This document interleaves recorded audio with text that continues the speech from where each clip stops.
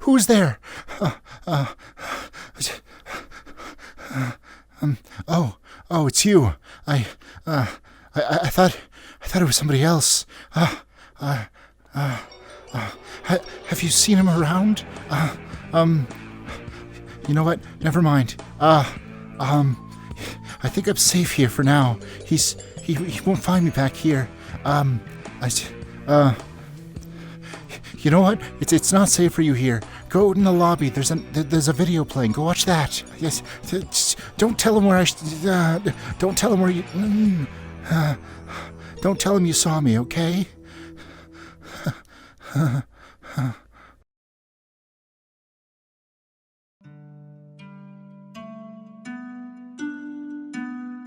He had been given the watch on his 10th birthday.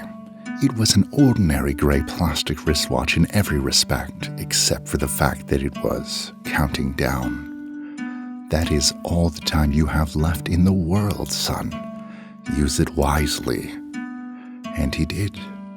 As the watch ticked away, the boy, now a man, lived life to the fullest. He climbed mountains and swam oceans. He talked and laughed and lived and loved. The man was never afraid, for he knew exactly how much time he had left. Eventually, the watch began its final countdown. The old man stood looking over everything he had done, everything he had built. 5. He shook hands with his old business partner, the man who had long been his friend and confidant. 4. His dog came and licked his hand, earning a pat on his head for his companionship. 3. He hugged his son, knowing that he had been a good father. 2. He kissed his wife on the forehead one last time. 1. The old man smiled and closed his eyes. Then, nothing happened. The watch beeped once and turned off. The man stood standing there, very much alive. You would think that in that moment he would have been overjoyed. Instead, for the first time in his life, the man was scared.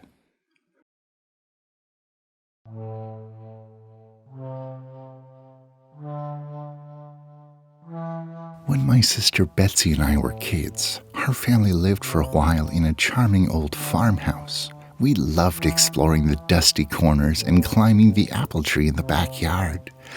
But our favorite thing was the ghost.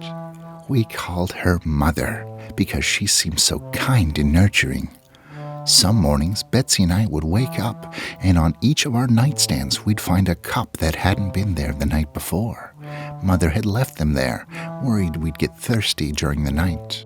She just wanted to take care of us. Amongst the house's original furnishings was an antique wooden chair. We kept it against the back wall of the living room.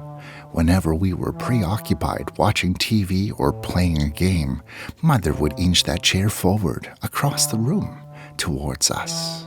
Sometimes she managed to move it all the way to the center of the room. We always felt sad putting it back against the wall. Mother just wanted to be near us.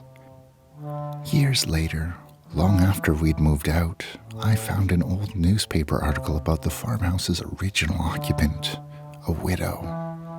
She'd murdered her 2 children by giving them each a cup of poisoned milk before bed. Then she hanged herself. The article included a photo of the farmhouse's living room, with a woman's body hanging from the beam.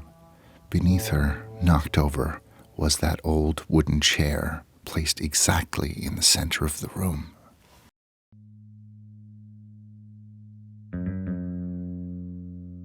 On Monday, I came up with the perfect plan. No one even knew we were friends. On Tuesday, he stole the gun from his dad. On Wednesday, we decided to make our move during the following day's pep rally. On Thursday, while the entire school was in the gym, we waited just outside the doors. I was to use the gun on whoever walked out first. Then he would take the gun and go into the gym blasting. I walked up to Mr. Quinn, the guidance counselor, and shot him in the face 3 times. He fell back into the gym, dead. The shots were deafening. We heard screams in the auditorium. No one could see us yet. I handed him the gun and whispered, "Your turn." He ran into the gym and started firing. I followed a moment after. He hadn't hit anyone yet. Kids were screaming and hiding. It was mayhem. I ran up behind him and tackled him. We struggled. I wrenched the gun out of his hands and turned it on him and killed him. I closed his mouth forever. On Friday, I was anointed a hero. It was indeed the perfect plan.